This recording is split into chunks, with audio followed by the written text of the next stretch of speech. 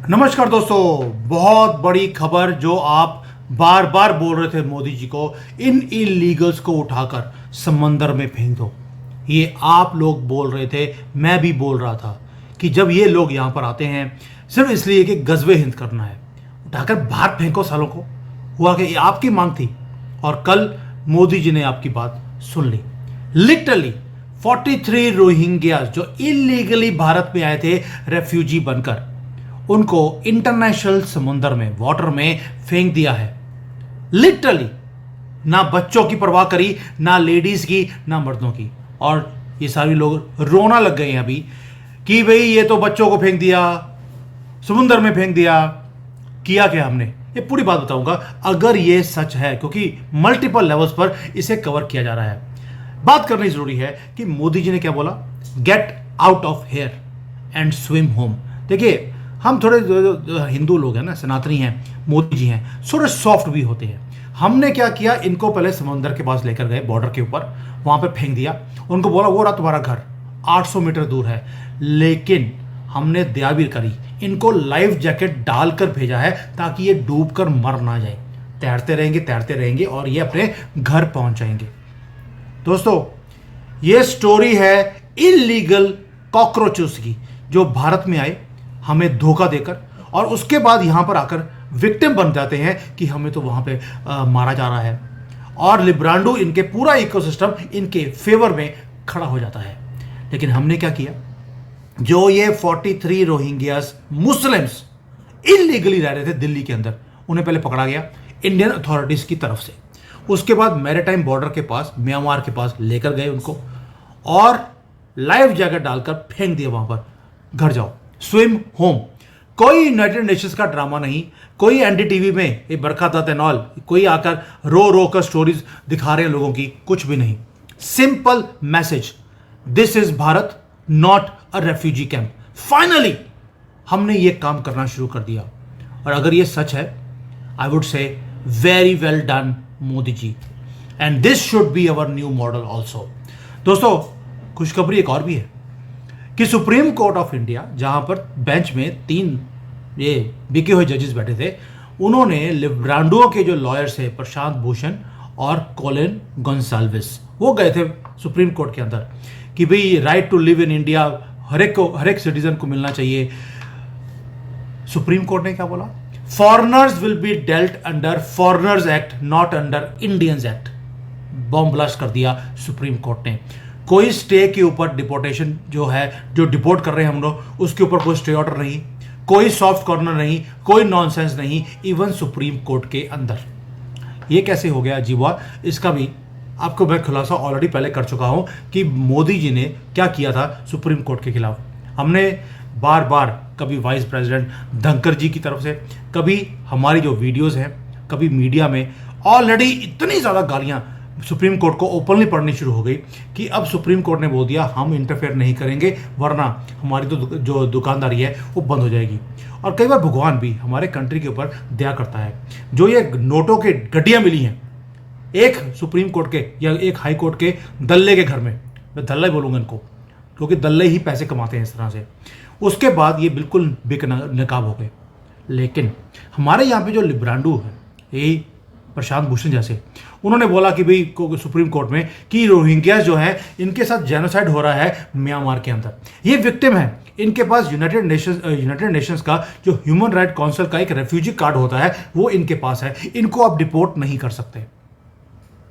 भाई पहली बात यह है कि इनको रेफ्यूजी कार्ड यूनाइटेड नेशंस ने दिया, इंडिया ने तो दिया नहीं है, तो यूनाइटेड नेशंस की मर्जी बनती है, इनको यूरोप अमेरिका ले जाइए, पहले भी आप लेके गए हैं, इनको ले जाइए। Why they are telling Bharat की इनको रखिए आप। ये रोहिंग्यास गए थे इंडोनेशिया, थाईलैंड, मलेशिया, उठाकर बाहर फेंक दिया उन्होंने, एंटर नहीं करने दिया कि तुम अगर हमारी धरती पे आओगे हमारी धरती गंदी हो जाएगी। लिटरली इनके मुंह के ऊपर बोला गया, तुम कॉकरोच हो, ये बोला गया इनको, निकलो यहां से। और ये सारे भारत में आ गए और भारत की जो स्टेट गवर्नमेंट्स हैं, वही केजरीवाल, वही ममता बनर्जी, हमारा टोंटी चोर, इस कांग्रेस, इन सब ने इनको बसा लिया। फिर दूसरी बात, यूनाइटेड नेशंस का इन्होंने दावा किया हमारे ऊपर, लेकिन हम यूनाइटेड नेशंस की जो रेफ्यूजी कन्वेंशन है उसके सिग्नेटरी है ही नहीं। और सॉलिसिटर जनरल जो तुषार मेहता जी हैं, उन्होंने भी कोर्ट में आकर यही बोला था कि हम इन्हें रोहिंग्यास को रेफ्यूजी नहीं मानते, तो इनका जो रेफ्यूजी स्टेटस है वही डिस्प्यूटेड है। ये इलीगल इमिग्रेंट्स हैं, नेशनल सिक्योरिटी थ्रेट है, इन्हें बाहर फेंकना चाहिए। और मजे की बात सुनिए, जो हमारा कोर्ट है उसने एग्री कर दिया, और उनके एग्री करने के बाद हमने इनको पकड़ा और समंदर में फेंक दिया, क्योंकि बार बार आप, मैं, हम सब बोल रहे थे इनको समंदर में फेंक दो। बस एक रिक्वेस्ट और है, एक ये जो है ना, ये 3 छक्के कंट्री में कौन, एक है आपका कपिल सिब्बल, दूसरा ये मनवी, और तीसरा यही प्रशांत भूषण, इन तीनों को भी आप समंदर के बीच में फेंक दो। लेकिन थोड़ा ट्विस्ट होना चाहिए, लाइफ जैकेट मत डालना इनको समंदर में फेंको, इनको बोलो प्लीज रीच योर कंट्री। और मुझे पूरा विश्वास है ये भारत की तरफ आने की बजाय ये पाकिस्तान स्विम करके चले जाएंगे, आपकी प्रॉब्लम परमानेंटली सॉल्व। दोस्तों, जो ये ह्यूमन राइट्स का जो ये इतना स्यापा कर रहे हैं, ये कोई यूनिवर्सल लॉज नहीं है, जैसे हमारे कॉन्स्टिट्यूशन में लिखा है article 14 and article 21, right to live and liberty. लेकिन ये यूनिवर्सल राइट नहीं है, ये इंडियन कॉन्स्टिट्यूशन का राइट है, रिटन फॉर इंडियन सिटीजन्स। लेकिन ये तीनों लोग हमेशा जो एंटी नेशनल्स के साथ खड़े हो जाते हैं, ये वहां पर जाकर इंडियन सिटीजन का जो एक्ट है वो दिखा रहे हैं। क्या जो बाहर से लोग इलीगली आए हैं, क्या उनको ये राइट्स मिलने चाहिए? क्या जो ये, अगर आपका घर हो, आपके घर में कोई इलीगली एंटर कर गया, वो आकर आपके डाइनिंग टेबल पे आपके साथ में बैठ जाए, और आप उसको अगर बोलिए कि यहां से निकल, तो वो बोले आप तो बड़े इंटॉलरेंट हैं, तो यानी कि इंटॉलरेंट बोलकर वो कोर्ट में जाए और बोले कि सर इन्होंने, देखो मैं इनके घर में डिनर कर रहा था, इन्होंने उठा के बाहर फेंक दिया। क्या वो राइट सेम है आपके और उस इलीगल के? बिल्कुल भी नहीं। और इसीलिए आज पकड़कर इनको समंदर में फेंका गया है। परफेक्ट। क्यों? क्योंकि आपको याद होगा, अगर मैं पिछले 1 साल से बोल रहा हूं, आपको इंप्लीमेंट करना पड़ेगा चाइना की पॉलिसी। मैं खुद चाइना को नफरत करता हूं जो ये हरकतें करते हैं, लेकिन इसके लिए जो ये यहां पर करते हैं, ये नेगोशिएट ही नहीं करते उग्र मुसलमानों के साथ। वो रेडिकल्स हैं, वो बोलते हैं कि भाई हमें अलग कंट्री चाहिए। ये लोग ऐसे हैं, जहां जाएंगे इनको अलग कंट्री चाहिए, और जिस कंट्री में ये अलग कंट्री लेने के बाद फिर बोलेंगे आपकी कंट्री भी चाहिए। यही काम इन्होंने पाकिस्तान बांग्लादेश लेने के बाद भी किया, इनको अलग कंट्री चाहिए। अब अलग कंट्री के बाद कहते हैं भारत भी चाहिए। तो ये नहीं चलेगा। पर चाइना करता क्या है, उग्र मुसलमानों को इनको लॉकअप करते हैं, इनकी किडनियां निकाल लेते हैं जो बंदे थे पुत्र नहीं बनते, और इनकी जो मैडनेस है ना, उसको जड़ से ये खत्म कर रहे हैं। कभी आपने सुना है कि चाइना वरी कर रहा हो कि ह्यूमन राइट ग्रुप क्या बोलेगा, ये सोरोस वाले क्या बोलेंगे, ये ग्लोबलिस्ट क्या बोलेंगे? परवाह ही नहीं करता। उसने उल्टा जो ये शिंजियांग एरिया है वहां पर फैक्ट्रियां लगा दी, वहां पर उग्र मुसलमानों को पकड़कर उस फैक्ट्रियों में बंद किया हुआ है। 18-18 घंटे काम करते हैं, 1 रुपया सैलरी नहीं मिलती, और अगर काम का नहीं होता किडनी निकालते हैं, दफना देते हैं। दफनाते नहीं भी नहीं, यहाँ पे वो कहते गंदी नहीं करनी हमने अपनी धरती, उनको जला देते हैं। और डोनाल्ड ट्रंप ने भी बोला था एक बार, human rights are for humans not for animals. ये इलीगल इन्फिल्ट्रेटर्स जो आते हैं, ये हमेशा ही जिस कंट्री में जाएंगे उससे प्यार नहीं करेंगे। ये रोहिंग्यास, ये बांग्लादेशी है, ये भारत में आते हैं, इनके भारत से प्यार नहीं है।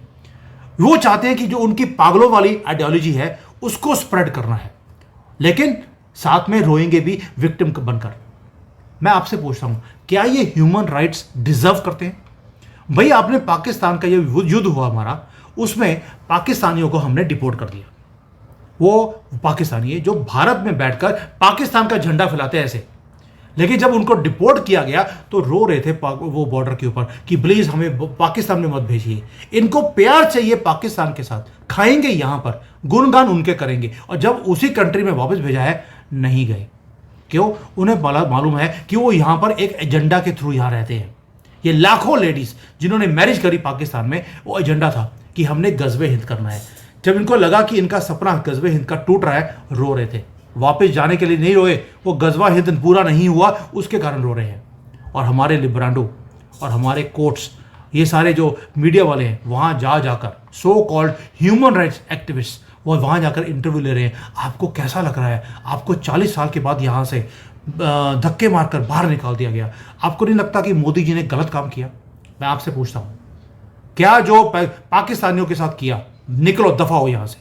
जो आज रोहिंग्या वालों के साथ किया है, आपने स्टैंड लेना शुरू किया, उठाकर समुद्र में फेंक दिया। क्या ये सही नहीं है?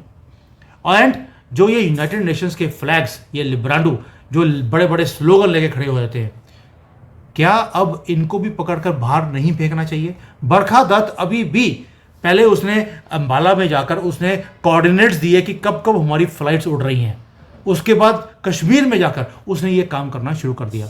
क्या इसको पकड़कर समुद्र में नहीं फेंकना चाहिए विदाउट अ लाइफ जैकेट?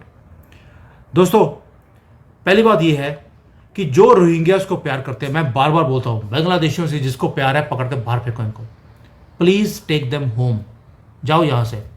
और बेटर तो ये होगा, इनको, ये सारे लिब्रांडो को एक बोट में बिठाइए, उनको बोलो आप कंट्री चूज करो, आपको बांग्लादेश चाहिए, आपको बर्मा चाहिए, आपको पाकिस्तान चाहिए, आपको जहन्नुम चाहिए, आप 4 ऑप्शंस हैं, आप उसमें से एक टिक कर सकते हैं। जो आप टिक करेंगे उस नाम की बोट पे, जहन्नुम की आपको बोट चाहिए, हम वो बोट भी आपको तैयार कर देंगे, उस पर बिठाएंगे और आपको भेज देंगे मिडल ऑफ द ओशन में। ये शाउट करते हैं ना, राइट राइट राइट्स, इनको राइट दे ही देते हैं। दोस्तों, 2017 में याद होगा, 2 रोहिंग्या भिखारी, उन्होंने सुप्रीम कोर्ट में पिटीशन लगाई, भिखारी थे वो 2, और वहां पर उसके जो केस है लड़ने के लिए कपिल सिब्बल, कॉलिन गोंसाल्विस, ये प्रशांत भूषण और 6 बड़े लॉयर वो आ गए इनके हकों के लिए लड़ने के लिए। पहली बात यह है कि इनको ये जो केसेस लड़ते हैं करोड़ों रुपए की फीस लेते हैं, लेकिन इनको फंडिंग कौन देता है ये सारे युद्ध लड़ने के लिए? इन सारे लॉयर्स को फॉरेन का हैंड है, हमें मालूम है, एनजीओ से पैसे आते हैं, ये भी मालूम है। और ये एनिमीज ऑफ भारत, बाहर से जो आते हैं उनको साथ देते हैं भारत के अंदर बैठे हुए ये गद्दार। वो केस आपको हैरानी होगी सुनकर, 2017 से लेकर अब तक अभी भी पेंडिंग है। वो दोनों भिखारी अभी भी भारत में रह रहे हैं, क्योंकि इन लोगों की एक डिले की टैक्टिक्स होती है कि अभी वो मैटर पेंडिंग है कोर्ट में, अभी हम इनको डिपोर्ट नहीं होने देंगे। और भारत अंदर ही अंदर से ब्लीड होता रहा। अब मोदी जी ने बोल दिया इनफ इज इनफ, हमें लेक्चर नहीं चाहिए ये दया का, हम तो बुद्धा की जगह है, हम तो गांधीवादी हैं, नहीं चाहिए। जो हमारे भगवान, हमारे फेस्टिवल्स, हमारी कंट्री को हेट करते हैं, हम उन्हें डिफेंड नहीं करेंगे, उन्हें बाहर भेजेंगे, क्योंकि हम भारत को एक नया गाजा नहीं बनने देना चाहते। We need action, and Modi ji ने एक्शन पहले पाकिस्तानियों के लिया, अभी रोहिंग्यास का लिया है, अगला होगा बांग्लादेशियों के ऊपर। क्यों बोल रहा हूं? क्योंकि मोदी जी ने बोलना शुरू कर दिया है 130 करोड़ भारतीय। इलेक्शन के टाइम पे बोला था 140, अभी 130, यानी कि 10 करोड़ बांग्लादेशियों को भी अब बाहर निकालने की बारी आ गई है। मोदी जी ने ऑलरेडी इंडिकेशन देना शुरू कर दिया। मैं बार बार बोल रहा हूं, पाकिस्तानियों को ऑर्डर किया था बाहर निकलने के लिए, 48 घंटे दिए, जितने यहां पर रह रहे थे पाकिस्तानी लीगली या इलीगली, ऑल थ्रोन आउट। और यही ऑर्डर अब रोहिंग्यास बांग्लादेशी के साथ भी होना चाहिए। रोते हैं, रोने दीजिए। No more hearing, no more human right, just one word, get the hell out of here, वरना समंदर में फेंक देंगे, जैसे रोहिंग्यास को फेंका है। यानी कि जो चाइना ने करता है, जो बार बार बोल रहा था, यहां पर एक ही काम है, काम निकालो और इनकी किडनियां निकालकर फेंक दो। वही काम अब भारत की गवर्नमेंट ने करना शुरू कर दिया। दोस्तों, ये हेट स्पीच नहीं है, ये self respect for our country है, प्रोटेक्टिंग अवर सॉइल, अवर डॉटर्स जिनका ये रेप करते हैं, और हमारा धर्म जिसको बोलते हैं कि हमने सनातन को खत्म करना है। ये सिविलाइजेशन की लड़ाई है दोस्तों, ये रेफ्यूजी डंपिंग ग्राउंड नहीं है हमारा देश, ये हमारा देश है, ये सनातन की धरती थी, है और हमेशा रहेगी। और अगर दुनिया को अच्छा नहीं लगता, just tell them what China says, मेरी कंट्री मेरा रूल, भाड़ में जाओ तुम सब कुछ, सभी लोग। तो यानी कि अभी ये जो गुड न्यूज़ है रोहिंग्यास वाली, मैं बार बार बोल रहा हूं, इफ दिस इज ट्रू, आपने उठाकर पकड़कर उनको समंदर में फेंक दिया और यहां पे बोल दिया वो देखो तुम्हारा घर 800 मीटर दूर है, किलोमीटर नहीं है, 800 मीटर है सिर्फ, आप जाइए, स्विम करके जाइए और आपका देश आपका स्वागत करेगा। अगर ये सही है तो this is the perfect move which Modi government has taken. अब मुझे लगता है कि इससे बढ़िया टाइम और हो नहीं सकता था इसको इंप्लीमेंट करने के लिए। पाकिस्तान के गंदे लोगों से आपने अपनी कंट्री को आपने सफाई कर दी। अभी रोहिंग्यास की आपने शुरू कर दिया है, अगला बांग्लादेशी का भी मैं ये देखना चाहूंगा कि हमने किस तरह से 48 घंटे का टाइम दिया है, get the hell out of here. मुझे लगता है उसके ऊपर काम करना शुरू कर दिया है, बिकॉज मोदी जी ने एक और बॉम्ब फेंक दिया कि अगर आपके पास आधार है, आपके पास वोटर कार्ड है, आपके पास राशन कार्ड है इस कंट्री का, इसका मतलब ये नहीं है आप भारतीय हैं। यानी कि आप समझ सकते हैं, इन जो इलीगल्स आते हैं इनके पास ये 3 चीज़ें होती हैं जिनको दिखा के बोलते हैं वी आर भारतीय। ये अब आपका राइट नहीं बनता कि आप हिंदुस्तानी हैं, यानी कि कुछ और बड़ा इनके खिलाफ भी होने वाला है। रीढ़ की हड्डी तोड़ के रहेंगे मोदी जी अब, क्योंकि अगर हमने रोहिंग्यास को पकड़कर समुद्र में फेंका है, अगली नंबर बांग्लादेशियों का आने वाला है। जय हिंद, वंदे मातरम, भारत माता की जय। और गर्व के साथ आफ्टर विनिंग ये ऑपरेशन सिंदूर, भारत माता की जय एंड जय सिया राम।